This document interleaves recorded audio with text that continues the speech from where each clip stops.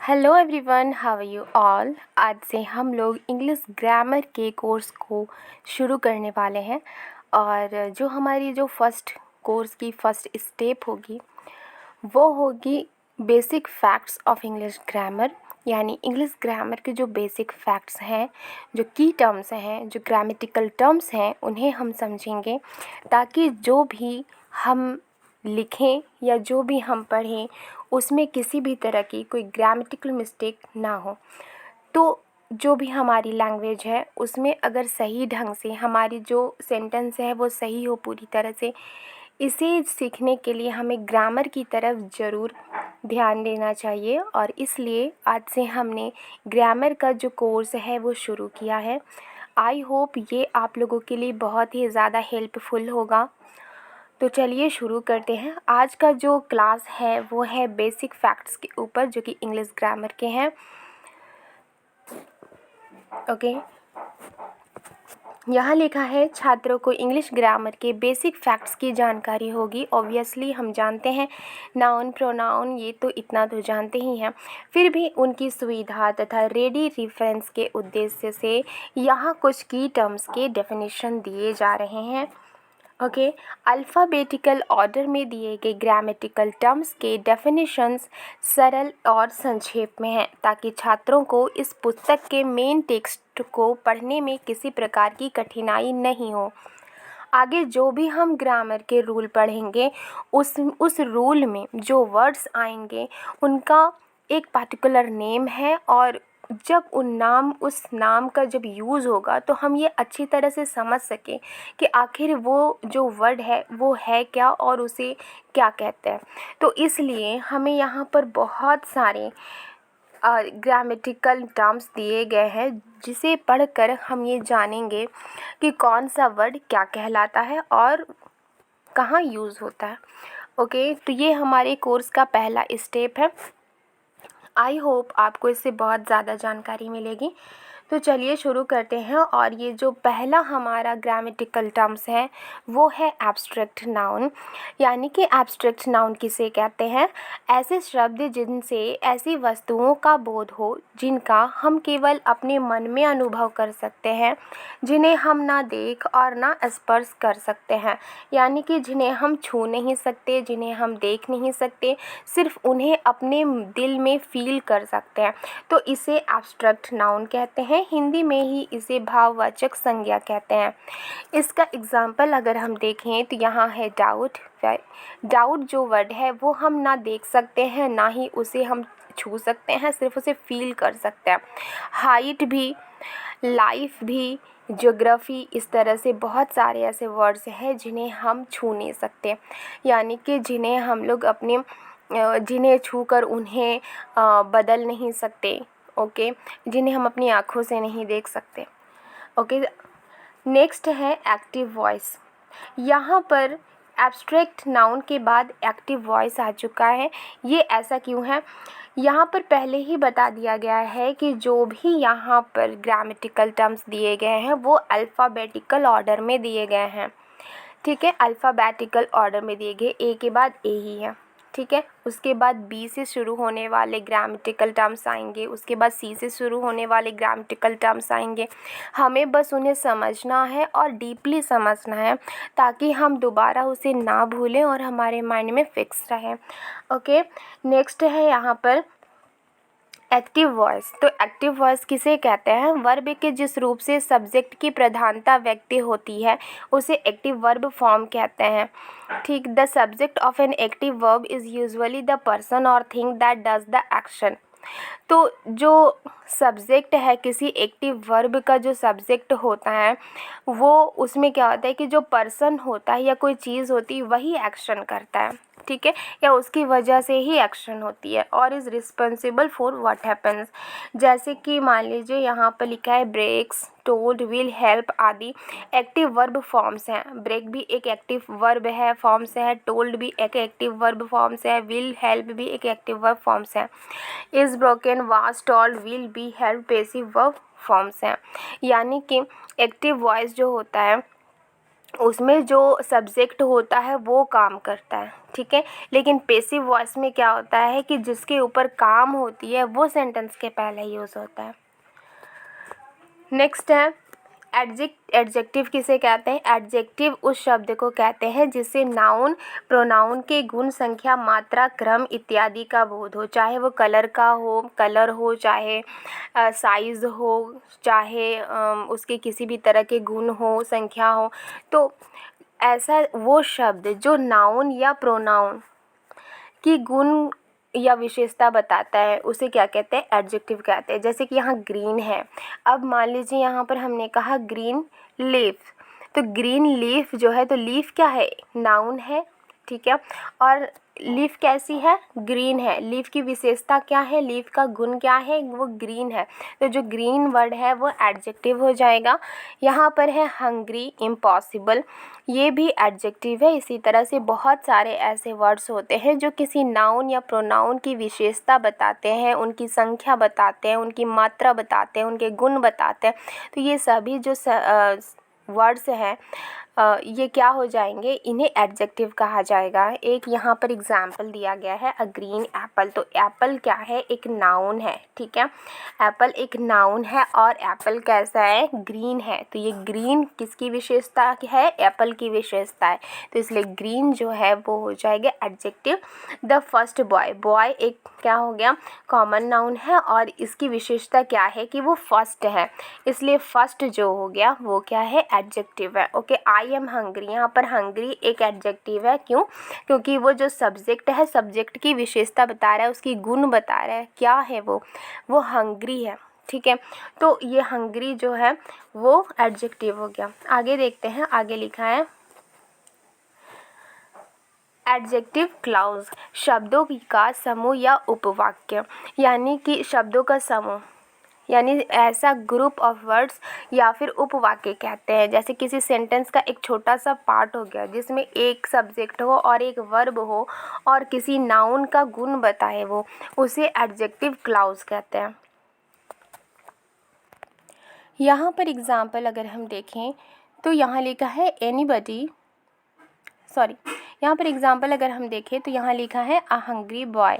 यहाँ पर हंग्री जो है वो एडजेक्टिव है। ये तो हमें पता है कि हंग्री बॉय, जो बॉय है वो कॉमन नाउन है और उस कॉमन नाउन की जो एडिशनल इंफॉर्मेशन है वो एक वर्ड में है, हंग्री। तो ये हंग्री जो है वो एडजेक्टिव होगा। लेकिन एडजेक्टिव क्लाउज किसे बोलते हैं? तो ये एक समूह होगा, ये विशेषताओं का एक समूह होगा। हम अगर आगे देखें तो यहाँ लिखा है the baby that wants to eat is crying. यहाँ पर एक पूरा सेंटेंस है और इस सेंटेंस में एक बच्चा जो है वो रो रहा है, एक बच्चा जो है रो रहा है। लेकिन इसके बारे में एडिशनल जो इन्फॉर्मेशन है वो क्या दिया हुआ है? दैट वॉन्ट्स टू ईट, जो खाना चाहता है ना।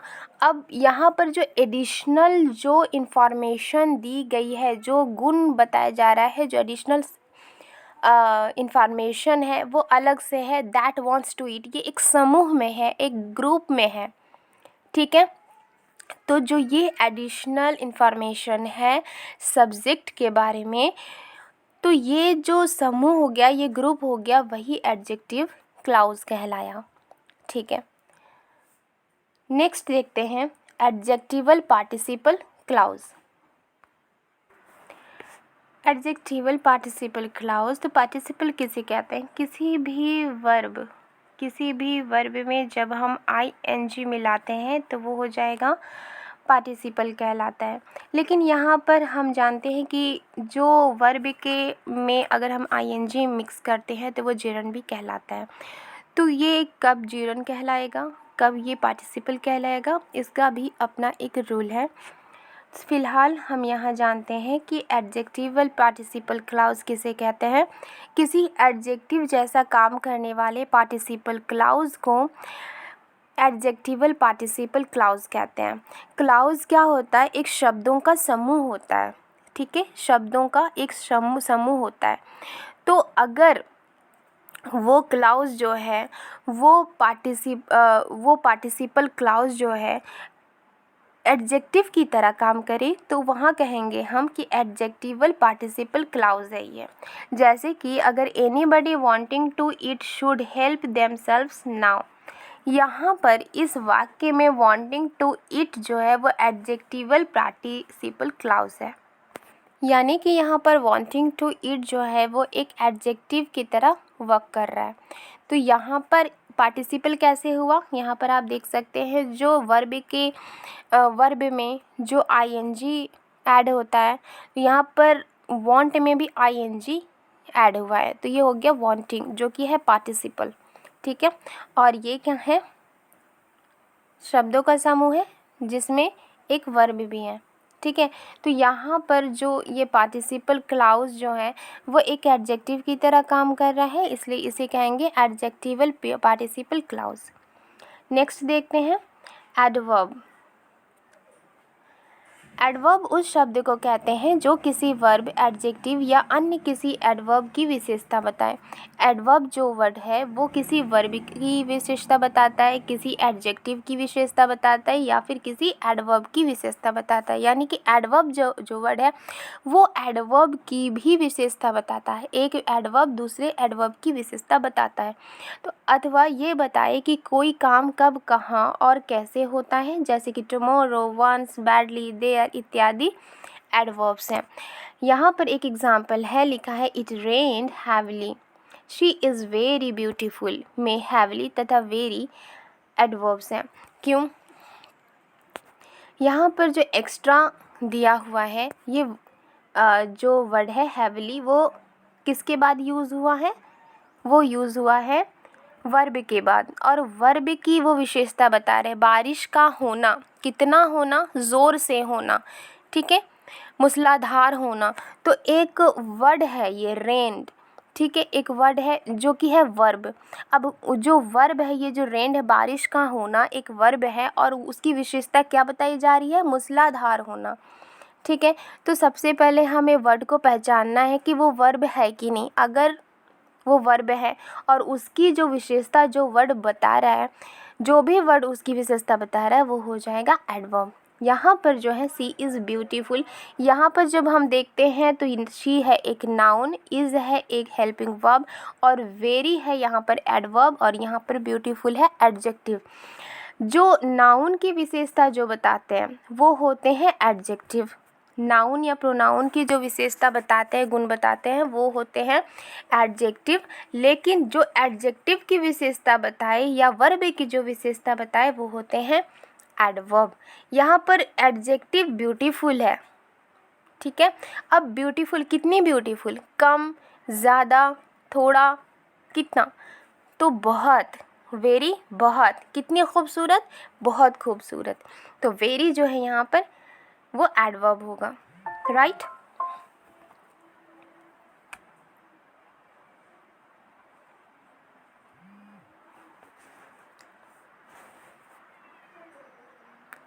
अब यहाँ पर आते हैं, दूसरा है एडवर्ब क्लाउज। एडवर्ब क्लाउज किसे कहते हैं, एडवर्ब क्लाउज यानी कि उपवाक्य जो है वो वाक्य में एडवर्ब का कार्य करता है और वो किसी एडजेक्टिव, एडवर्ब या वर्ब को मॉडिफाई करता है। यहाँ पर एग्जांपल अगर हम देखें तो आई विल सी यू टुमारो, मैं तुमसे कल मिलूँगा। यहाँ पर जो टुमारो है वो एडवर्ब है, लेकिन I will see you when you get back में when you get back adverb clause है। यहाँ पर जो दिया गया है जो एडवर्ब जो क्लाउज है वो क्या करता है, वो किसी वाक्य में एडवर्ब का काम करता है और वो मॉडिफाई करता है किसको, एडजेक्टिव को, एडवर्ब को या फिर वर्ब को। यहाँ लिखा है विल सी यू टुमारो, मैं तुमसे कल मिलूँगा। यहाँ पे जो टुमारो है वो एडवर्ब है, क्योंकि आई विल सी यू टुमारो ये जो सेंटेंस है उसमें जो एक्स्ट्रा एडिशनल जो वर्ड है वो टुमारो है। मिलने का काम कब, मिलना एक वर्ब है, ठीक है, मिलना एक वर्ब है। अब उसकी विशेषता बताया जा रहा है कि कब मिलना है, तो टुमारो, कल मिलेंगे, ठीक है। तो जो ये टुमारो है वो क्या होगा, एडवर्ब है। लेकिन जैसे कि हम क्लाउज़ की बात कर रहे हैं, तो क्लाउज़ एक समूह होता है वर्ड्स का, तो डेफिनेटली उसमें एक वर्ड तो होंगे नहीं सब्जेक्ट, और उसमें वर्ब तो ज़रूर होंगे। तो यहाँ पर जो सेकंड वाला एग्जाम्पल है, आई will see you when you get back, तो आई विल सी यू, मैं तुमसे मिलूँगा, ये वाला जो वर्ड है, ये जो सेंटेंस है, थोड़ा सा सेंटेंस पार्ट है, जो सेंटेंस का जो पार्ट है वो तो ऐसे ही है, लेकिन जैसे ही यहाँ व्हेन से स्टार्ट होता है, ये एक्स्ट्रा नॉलेज दे रहा है, एक्स्ट्रा इंफॉर्मेशन दे रहा, मिलने का, किसका, मिलने का, एक वर्ब का एक्स्ट्रा इंफॉर्मेशन दे रहा है कि व्हेन यू गेट बैक। तो यहाँ से लेकर यहाँ तक जो है वो हो जाएगा एडवर्ब क्लाउज़। ठीक है, आई होप आपको समझ में आ गई होगी। समझ में आई है तो कमेंट करके प्लीज़ बताइएगा। अगर इसमें कुछ कमी रह गई है तो मैं उसे ठीक करने की कोशिश करूँगी और आपको एक्स्ट्रा नॉलेज देने की ज़रूर कोशिश करूँगी। तो मिलती हूँ नेक्स्ट वीडियो में। Thank you.